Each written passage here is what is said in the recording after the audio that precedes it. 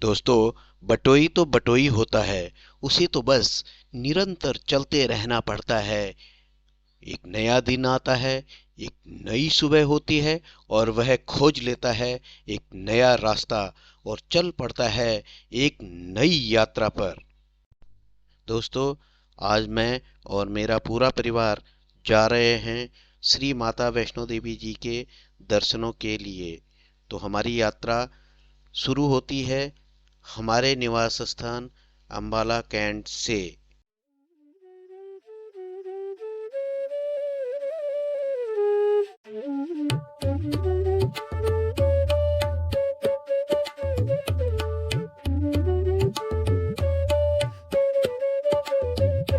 कटरा जाते समय यात्रा मार्ग पर प्रकृति के सुंदर सुंदर नज़ारे अनायास ही अपनी तरफ खींच लेते हैं और यात्री रुक पड़ते हैं यहाँ पर प्रकृति के सुंदर सुंदर नज़ारों का अवलोकन करने के लिए।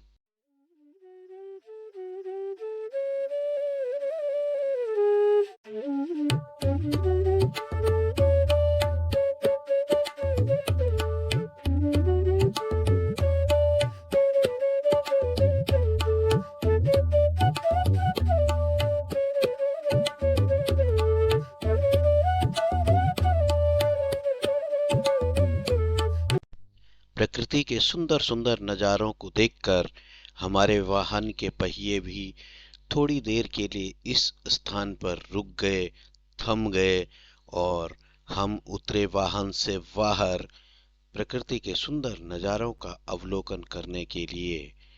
वाह, क्या नज़ारे हैं!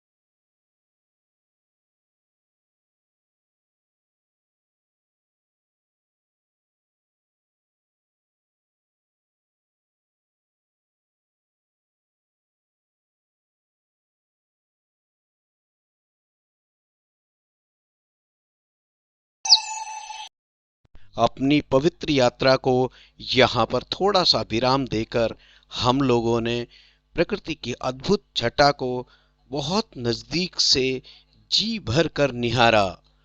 नदियों, पर्वतों और प्रकृति की इस अद्भुत छटा को देखकर मन तो यही कह रहा था कि रुक जा रे रुक जा, यहीं पर कहीं, जो बात इस जगह है कहीं पर नहीं। किंतु हम तो यात्री थे, हमको यात्रा पर जाना था, आगे बढ़ना था। अतः यात्री धर्म को निभाते हुए मन में आगे बढ़ने का निश्चय किया और बढ़ चले आगे की ओर। मन तो नहीं चाहता था इन नज़ारों को छोड़ने का, किंतु यात्री का धर्म होता है आगे बढ़ते जाना और बढ़ते ही रहना।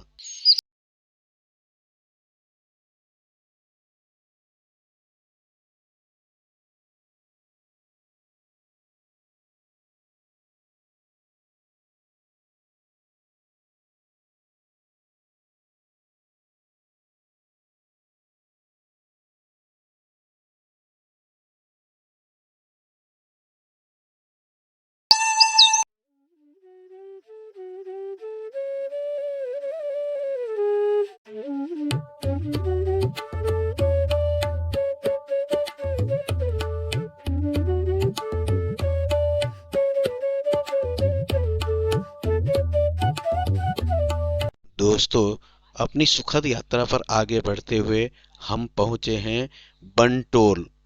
बंटोल पार करने के बाद कुछ दूरी पर हमको 4 सुरंगें मिलती हैं। इन सुरंगों के अंदर से गुजरने का, इनको पार करने का अपना ही अलग आनंद है। मन रोमांचित हो उठता है। प्रकृति के इन नज़ारों का अवलोकन करते हुए, इनका आनंद उठाते हुए और श्री माता जी के जयकारे लगाते हुए यात्रीगण पहुँचते हैं कटरा। कटरा पहुंचने पर निहारिका भवन में आपको अपनी यात्रा का रजिस्ट्रेशन करवाना होता है दोस्तों, और यहीं से आपको RFID कार्ड प्राप्त होता है। कटरा में बहुत सारे होटल्स हैं, बहुत सारे लॉजेस हैं, बहुत सारे गेस्ट हाउसेस हैं, जहां पर आप रात्रि में विश्राम कर सकते हैं और अगले दिन सुबह ही आप अपनी यात्रा शुरू कर सकते हैं।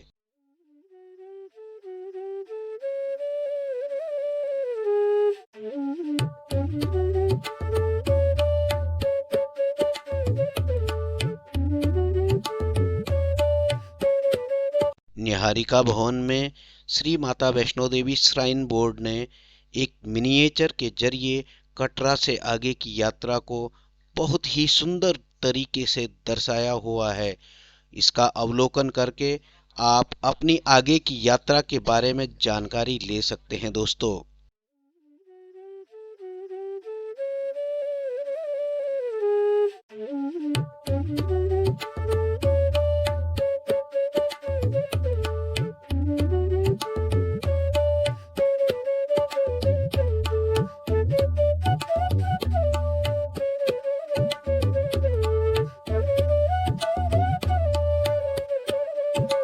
ये हैं निहारिका भवन से श्री माता वैष्णो देवी यात्रा पथ के अकल्पनीय, अवर्णनीय, अद्भुत रात्रि दर्शन।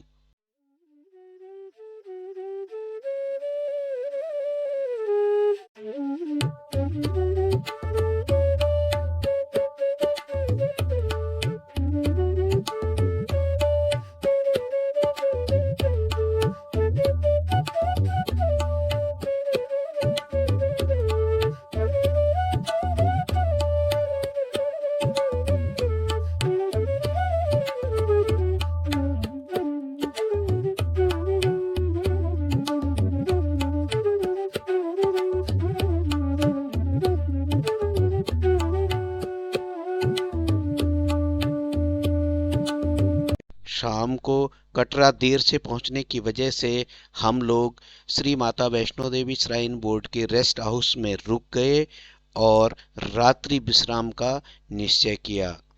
पूरी तरह साफ सुथरे कमरे, गर्म ऊनी कंबल, स्वच्छ निर्मल गर्म और ठंडा पानी और रात्रि में वैष्णो खाने की व्यवस्था भी रेस्ट हाउस की तरफ से की गई है।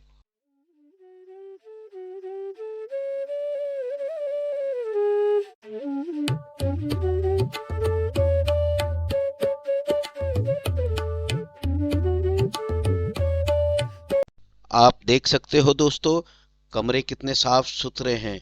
कमरे में टीवी की भी व्यवस्था की गई है और सर्दियों के लिए हीटर की भी व्यवस्था की गई है।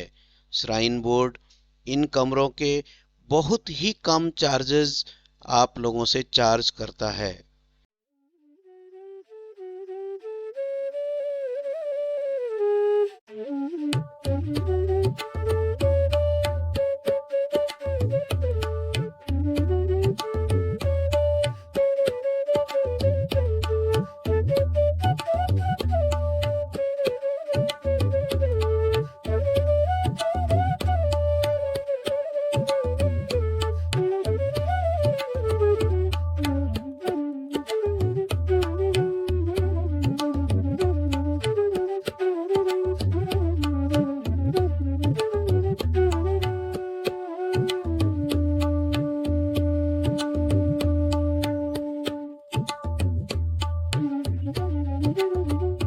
अगले दिन सुबह हमने आगे की यात्रा शुरू की।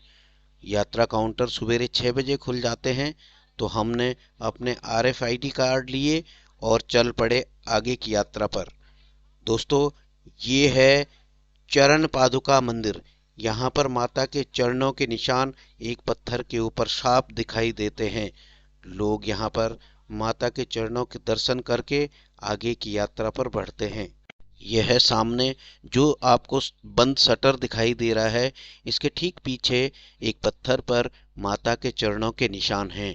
इन्हीं चरणों के निशान की वजह से इस जगह का नाम चरण पादुका पड़ा है। लोग इन चरणों के दर्शन करके आगे की यात्रा की ओर चल पड़ते हैं।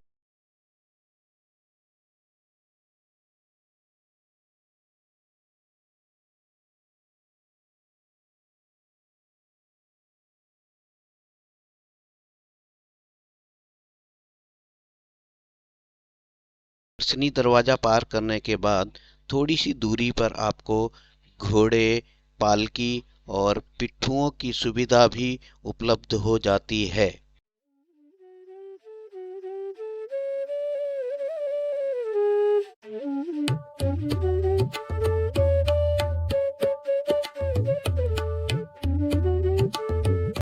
बुजुर्ग यात्रियों के लिए पालकी की बहुत ही अच्छी सुविधा यहाँ पर उपलब्ध है।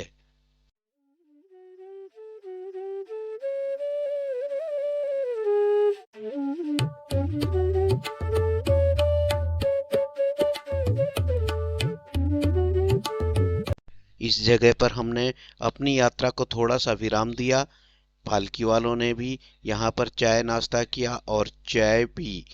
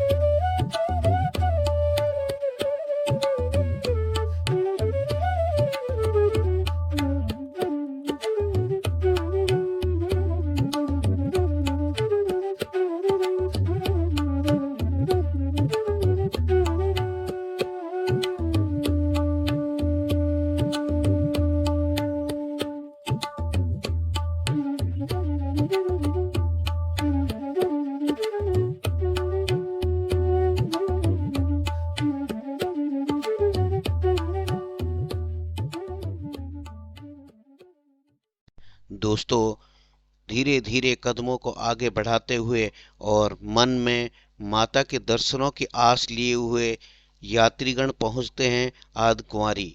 आधकुंवारी वही जगह है जहां पर एक गुफा में माता ने थोड़ी देर विश्राम किया था, किंतु भैरवनाथ उनका पीछा करते हुए वहां भी पहुंच गया था। माता बहुत गुस्से में इस जगह पर धरती का सीना चीर कर बाहर निकली थी।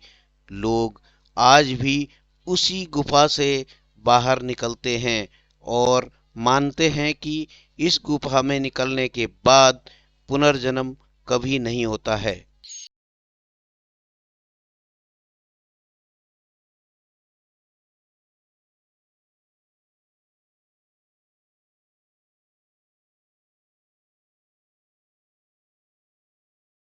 आधकुंवारी से थोड़ी सी दूर जब यात्रीगण पहुंचते हैं तो वहां पर यात्रियों को बैटरी कार की सुविधा मिल जाती है।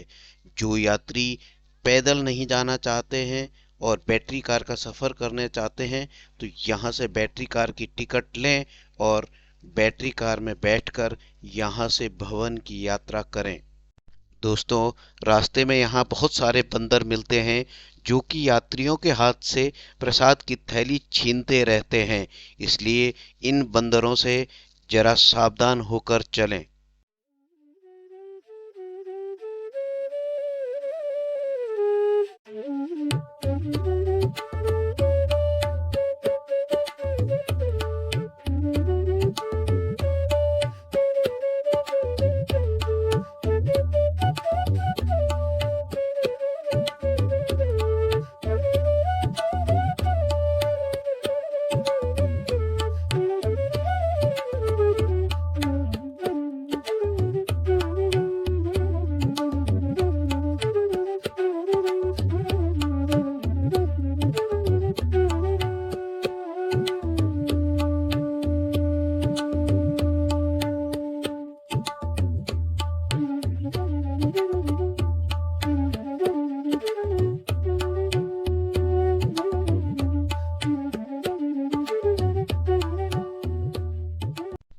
राह में कुछ स्थानों पर ऊपर से पत्थर गिरने का भी भय है, तो श्राइन बोर्ड यहाँ पर मोटे मोटे लोहे के जाल बिछा रहा है ताकि यात्रियों की सुरक्षा यहाँ पर हो सके।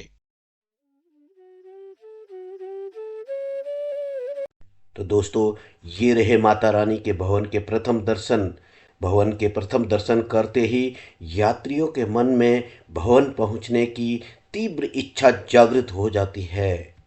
अब मैं आपको भवन के आसपास के नज़ारे दिखाता हूँ। यह सामने है दुर्गा भवन।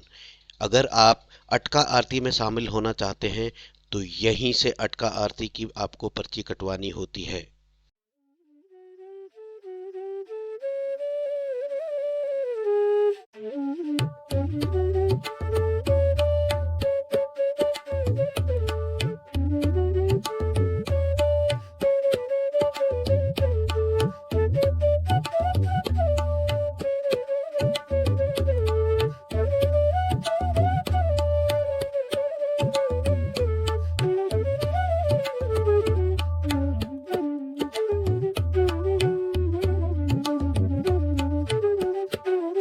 जिस स्थान पर आप अभी हम लोगों को देख रहे हैं, इसी स्थान से अटका आरती में शामिल होने के लिए लाइन लगती है।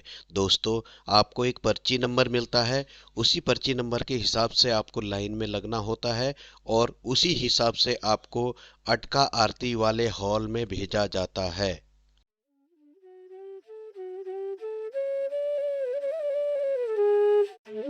मनोकामना भवन में रात्रि विश्राम के बाद अब हम लोग भैरव घाटी के लिए प्रस्थान कर चुके हैं, भैरव जी के दर्शन करने के लिए। वैसे मनोकामना भवन से ट्रॉली का भी इंतजाम है, किंतु यहाँ पर बहुत भीड़ होने के कारण हम लोगों ने पैदल ही जाने का निश्चय किया। हाथ में लाठी और मन में भैरव जी के अद्भुत दर्शन करने की आस लिए यात्रीगण धीरे धीरे भैरव घाटी की तरफ प्रस्थान करते हैं। मनोकामना भवन से भैरव घाटी जाने के लिए ट्रॉली का भी प्रबंध श्राइन बोर्ड ने किया हुआ है। ट्रॉली का दोनों तरफ का किराया मात्र 100 रुपये है। दोस्तों, यदि कोई पैदल जाने में असमर्थ है तो वह ट्रॉली से भी भैरव घाटी पहुंच सकता है।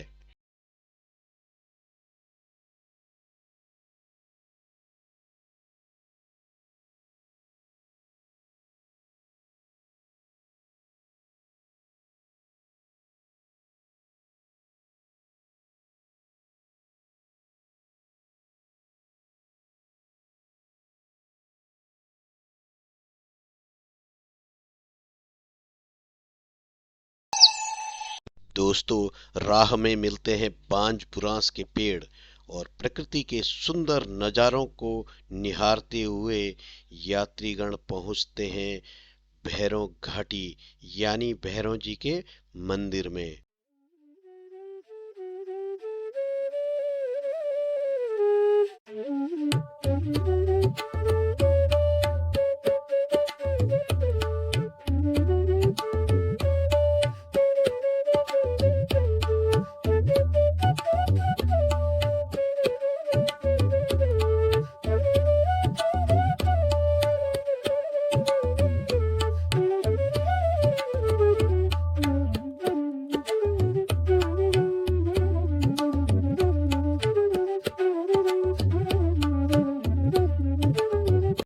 तो दोस्तों, कीजिए भैरव बाबा जी के मंदिर के दर्शन। ये जो सामने आपको मंदिर दिखाई दे रहा है, यही भैरव बाबा जी का मंदिर है। इसी मंदिर के अंदर भैरव बाबा जी का शीश है और ये सामने जो आपको धुआं उठता हुआ दिखाई दे रहा है, यह भैरव बाबा जी की अखंड धुनी का धुआं है। लोग इस धुनी से राख लेकर तिलक करते हैं और अपने अपने घरों के लिए प्रसाद स्वरूप इस राख को लेकर के भी जाते हैं।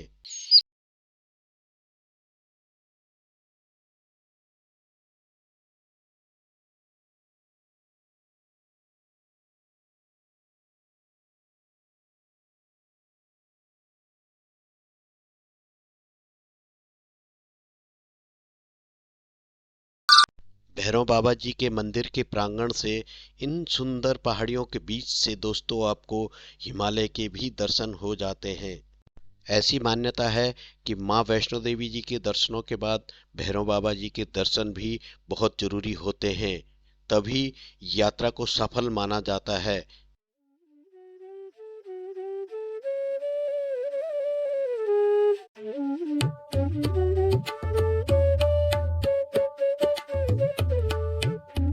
भैरव बाबा जी के दर्शन करने के बाद अपनी यात्रा की मधुर मधुर यादें दिल में लिए हुए हम लोग चल पड़े सांझी छत की ओर। कटरा से माता के भवन पहुंचने के लिए हेलीकॉप्टर की भी सुविधा उपलब्ध कराई गई है। सांझी छत के पास बने इस हेलीपैड से माता का भवन सिर्फ 2 किलोमीटर ही रह जाता है।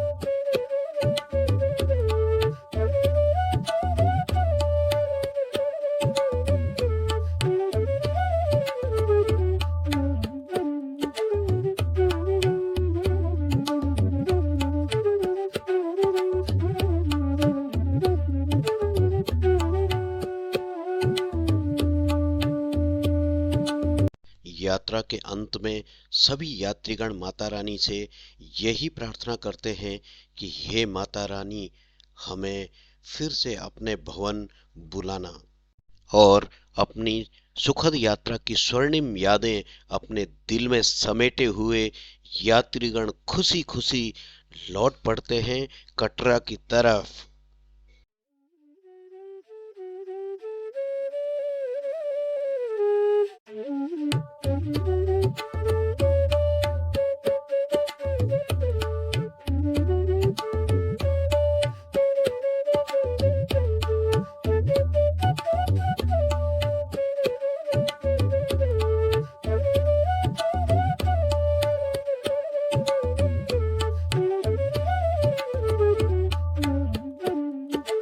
अपनी सुखद यात्रा पूरी करने के बाद हम लोग पहुंच गए कटरा। यह कटरा का मेन बाजार है और इस बाजार में आपको अपने मनपसंद की सारी वस्तुएं मिल जाती हैं। यहाँ से आप जमकर खरीदारी कर सकते हो।